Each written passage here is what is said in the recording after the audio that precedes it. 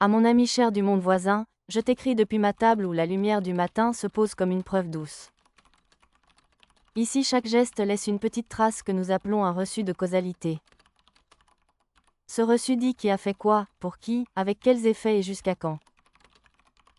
Tu souris peut-être, mais je te promets que ce n'est pas lourd à porter. C'est plutôt une mémoire partagée qui nous évite d'oublier ce que nous faisons aux autres. Ce matin j'ai tendu la chaîne du vélo d'un garçon pressé.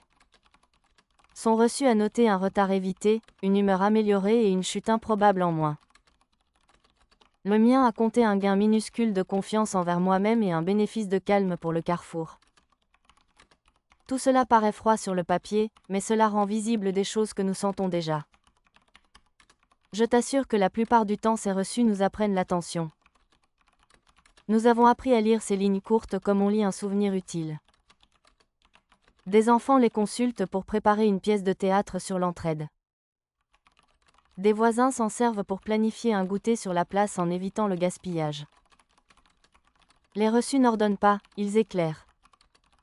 Pourtant ils peuvent piquer quand ils montrent le décalage entre nos mots et nos actes.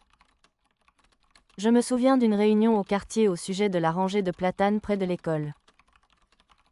Certains voulaient les abattre pour gagner de la lumière dans les classes. D'autres s'inquiétaient de la chaleur d'été et du bruit de la route. Les reçus de causalité des dernières années ont montré une baisse d'accidents grâce à l'ombre qui ralentit les voitures. Ils ont aussi montré un coût invisible, la perte de vue sur le ciel étoilé pour le club d'astronomie. Nous avons compris que la décision devait reconnaître les deux côtés sans maquiller l'un par l'autre. Alors nous avons choisi d'élaguer une partie, de garder les arbres les plus denses et d'ajouter des toiles légères pour l'hiver. Un reçu collectif a enregistré les bénéfices attendus et les risques à surveiller. Je me suis senti fier de notre méthode sobre, parce que personne n'a sorti un grand slogan. Nous avons juste regardé ce que nos vies produisent en chaînes courtes et longues. Tu pourrais dire que c'est une morale comptable, pourtant elle nous rend moins moralisateurs. Elle nous pousse à chercher ce qui manque au calcul plutôt qu'à punir d'entrée. Je dois te parler d'une histoire plus délicate, parce qu'elle m'a remué. Un centre social recevait des dons de repas chaque week-end. Les reçus montraient des effets positifs sur la faim et l'isolement, c'était clair. Pourtant une courbe discrète indiquait une dépendance croissante à l'égard d'un seul fournisseur. Un jour ce fournisseur a changé sa politique, et la courbe a plongé. Nous avons alors vu l'ombre d'un bon geste trop centralisé. Nous avons créé un marché local de contribution avec de petites promesses distribuées dans tout le quartier. Les reçus sont devenus plus modestes et plus stables, et la table du dimanche est restée chaleureuse. Cette leçon ne tenait pas dans un proverbe, il a fallu regarder les liens lents et les fragilités. Tu me demandes peut-être si ces reçus ne tuent pas la spontanéité. Je croyais cela moi aussi au début. Puis j'ai remarqué que les gestes gratuits n'ont pas disparu, ils ont juste trouvé une discrétion protégée. Nous avons des zones d'ombre encadrées où l'on peut agir sans publier immédiatement ses traces. Un médiateur indépendant vérifie après coup que l'ombre n'a pas servi à nuire. C'est notre manière de dire que la bonté peut aimer la pudeur sans devenir une cachette pour la violence. Parfois l'ombre sert au cadeau que l'on ne veut pas poser sur une balance publique. L'hiver dernier quelqu'un a réglé anonymement les dettes d'électricité de 3 familles. Les reçus anonymes ont confirmé les faits sans dévoiler le nom. Les familles ont pu cuisiner chaud, et le voisinage a gardé la délicatesse. Notre école enseigne la lecture des reçus comme on apprend la carte d'un pays. Les élèves suivent un fil causal d'un petit événement jusqu'à ses répercussions lointaines. Ils apprennent que la solidarité peut voyager plus loin que nos bras. Il existe même un atelier de contes où les enfants inventent des récits à partir d'un reçu trouvé sur la place. Ils apprennent à chercher le hors-champ, ce qui n'a pas été compté, ce qui demande un ajustement. Car oui, le système n'est jamais parfait. Il rate des nuances, il oublie du sensible, il surestime des chiffres faciles. C'est pourquoi nous avons des jurys citoyens qui requalifient des reçus. Par exemple, un atelier de couture solidaire avait des chiffres faibles, pourtant il sauvait des personnes de la solitude. Le jury a créé un indicateur d'appartenance, simple et net, et l'atelier a reçu un souffle nouveau. Un jour j'ai croisé une femme sur le quai de la gare qui pleurait sans bruit. Son reçu montrait des pertes multiples, emploi, logement, cercle social. Je lui ai offert un café et une adresse d'accueil, c'est peu, je sais. Son reçu s'est allongé d'un mince trait bleu pour signaler une chance de rebond. Je n'oublierai jamais son regard, il disait que la trace n'était pas froide, elle tenait sa main. Nous avons aussi notre part d'erreurs graves. Il y a 3 ans, une entreprise a maquillé ses traces en se donnant de faux bénéfices humains. Les personnes affectées n'ont pas été entendues au début, et la confiance a tangué. Quand la fraude a été prouvée, la réparation a pris la forme d'une probation causale. Tous ces projets ont été suivis en priorité par un comité mixte avec des citoyens tirés au sort. L'entreprise a dû financer des guichets d'écoute pour les personnes qui n'ont pas l'habitude de parler. Beaucoup disaient des choses simples, que nos registres peinaient à écrire, des soucis de trajet, des heures perdues, des fatigues. Les registres ont appris à accueillir le banal, parce que le banal construit nos journées. Tu vois, nous n'avons pas trouvé une morale en marbre, seulement une table où l'on additionne et corrige ensemble. Certains soirs je suis lasse de ces additions, je préfère alors cuisiner pour mes amis. Nous rions, nous mangeons lentement, puis nous enregistrons juste une note douce sur le registre. Elle dit que nos rires ont diminué la tension d'une journée pour 3 personnes.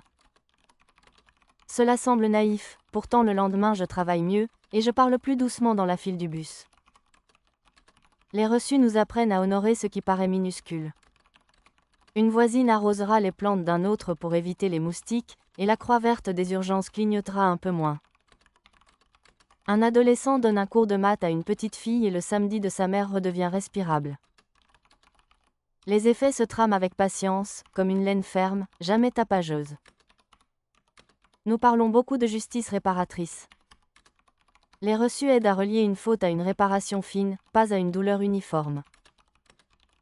Un jeune qui a dégradé un mur a restauré 3 façades et un parterre d'iris près de la bibliothèque.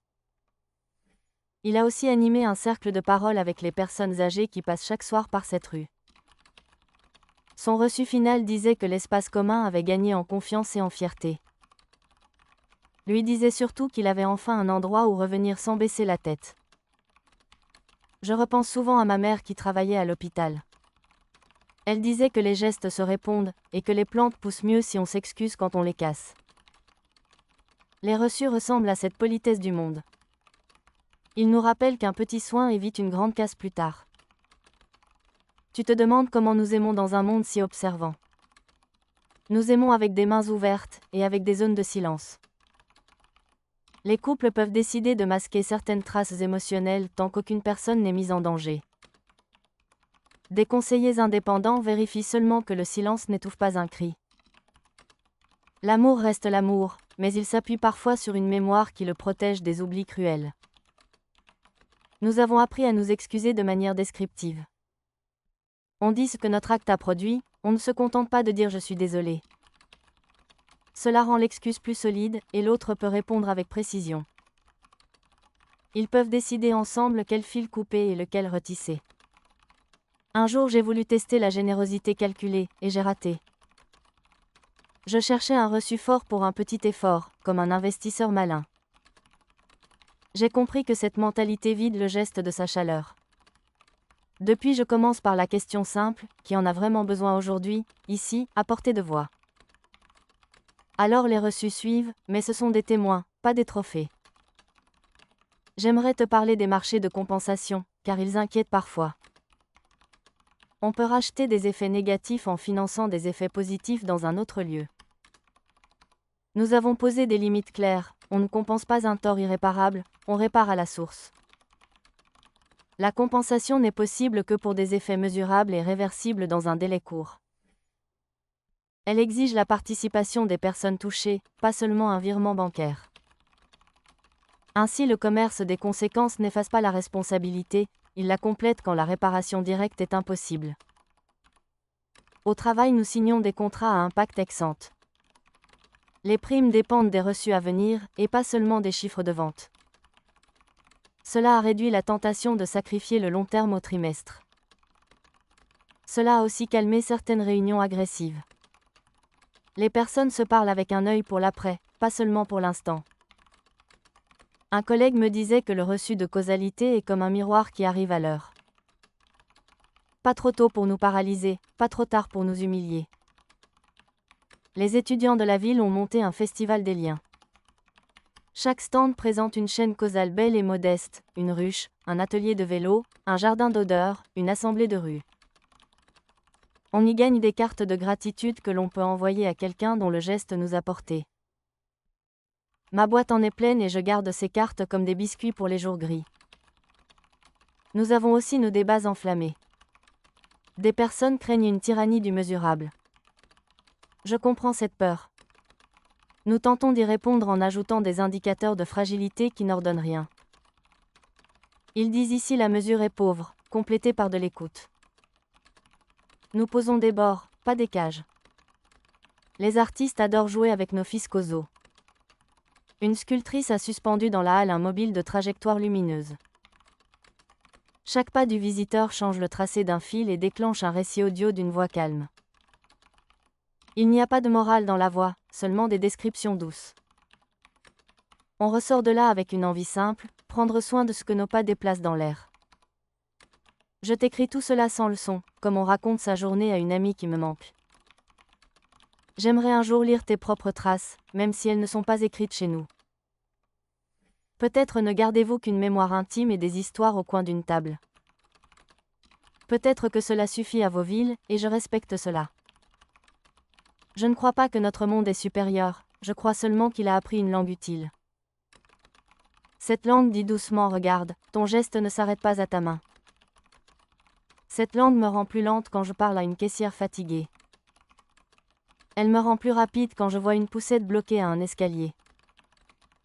Elle me rend plus précise quand je m'excuse et plus joyeuse quand je remercie. J'aimerais te confier une petite crainte pourtant. Parfois je sens une fatigue morale qui pèse sur les épaules des plus attentifs. Nous avons inventé des rituels de repos pour eux. On éteint les capteurs de soi pour une journée et l'on cuisine ensemble. On marche sans écran et on finit par un bain de rivière. Le soir, un médiateur nous aide à écrire un reçu collectif minimal. Il note seulement nous avons choisi de respirer ensemble et cela a rendu nos gestes plus doux demain. Tu vois, même notre repos trace une promesse. Je garde aussi un cahier de curiosité. J'y colle des reçus qui m'étonnent. Par exemple, un joueur de foot a prêté ses chaussures à un inconnu et a perdu le match. Son reçu dit que la dignité de l'inconnu a gagné un point solide et que la ville a perdu un but passager. Cette ligne m'a appris qu'une victoire peut être un mauvais tuteur. Une autre fois, un jardin public a accueilli des poules pour manger les restes du marché. Les reçus ont enregistré moins de déchets et plus de rires chez les enfants. Mais ils ont aussi noté quelques peurs de plumes près de la bibliothèque. Nous avons ajouté des panneaux clairs et un coin calme pour lire. Les poules ont gardé leur dignité et les livres leur royaume. Je vis avec quelqu'un qui doute souvent des systèmes. Elle me répète que la bonté ne se programme pas. Elle a raison souvent. Je lui réponds que la mémoire n'est pas un ordre, c'est une promesse de relecture. Elle sourit et elle me cuisine une soupe de carottes au cumin. Je consigne seulement nous avons partagé une chaleur simple, et la journée a mieux tenu. Je t'envoie ces pages avec la pudeur d'une amie qui ne veut pas assommer. Si tu veux, je te raconterai un jour comment nous votons nos budgets en regardant des cartes d'effet. Mais pas ce soir je range la cuisine et je marche sous les lampes du quai. Les lampes ont des abat-jours bleus qui font moins fuir les insectes. C'est écrit quelque part dans un reçu, mais je le sens surtout sur ma peau. L'air y est plus discret, et la nuit garde ses invités. Je me demande souvent comment vous faites sans cette écriture des gestes. Peut-être que vos mémoires suffisent et qu'elles sont plus tendres. Si c'est le cas, alors tes lettres sont des reçus bien meilleurs que les nôtres. Je ne cherche pas à te convaincre, seulement à t'ouvrir ma fenêtre. Regarde, une voisine monte un gâteau pour le palier du 4e. Elle a eu une semaine lourde et elle veut remercier sans discours. Son reçu dira peut-être une phrase timide, et cela me va. Je t'embrasse par les mots qui peuvent voyager sans abîmer. Je te confie ce souhait simple, que tes gestes trouvent leur mémoire et leur douceur. Que tu puisses dire j'ai fait cela et cela a porté quelqu'un plus loin. Que tu puisses aussi dire j'ai blessé là et je vais réparer par de petits chemins patients. Un jour nous croiserons nos langues et nos cartes et nous rirons des maladresses de chacune. Tu verras, il y aura du pain, des olives et des chaises qui grincent bien. Nous relirons nos pas et nous choisirons mieux nos prochains détours. J'arrête ici ma longue lettre avant que la nuit ne s'étire trop. Je laisse sur la table un reçu très court, j'ai écrit à une amie et mon cœur s'est élargi. Je te souhaite une matinée plus claire que la mienne et un soir qui console les bruits du jour. Je plie la feuille et je souffle dessus comme on éteint une bougie. Que l'ombre te protège et que la lumière ne te trahisse pas. Reçois ma tendresse de voisine de monde et ma patience de marcheuse. Je reste à ta fenêtre, fidèle et simple, comme une veilleuse. De la part d'une amie qui vit à côté de ton monde, avec une main qui te fait signe. Ton ami du monde voisin te salue avec douceur et courage. Merci d'avoir écouté ma lettre jusqu'au bout avec ton temps précieux. Si cette lettre t'a touché, mets un pouce bleu et abonne-toi pour ne rien manquer. Dis-moi en commentaire ce que tu veux explorer dans les prochains récits. Tu peux soutenir la chaîne avec le code en bas à droite de la vidéo ou avec le lien dans la description. Dans la description tu trouveras aussi d'autres œuvres issues d'une série très différente qui peuvent te plaire. Je te dis à très bientôt et je te donne rendez-vous pour la prochaine histoire du multivers.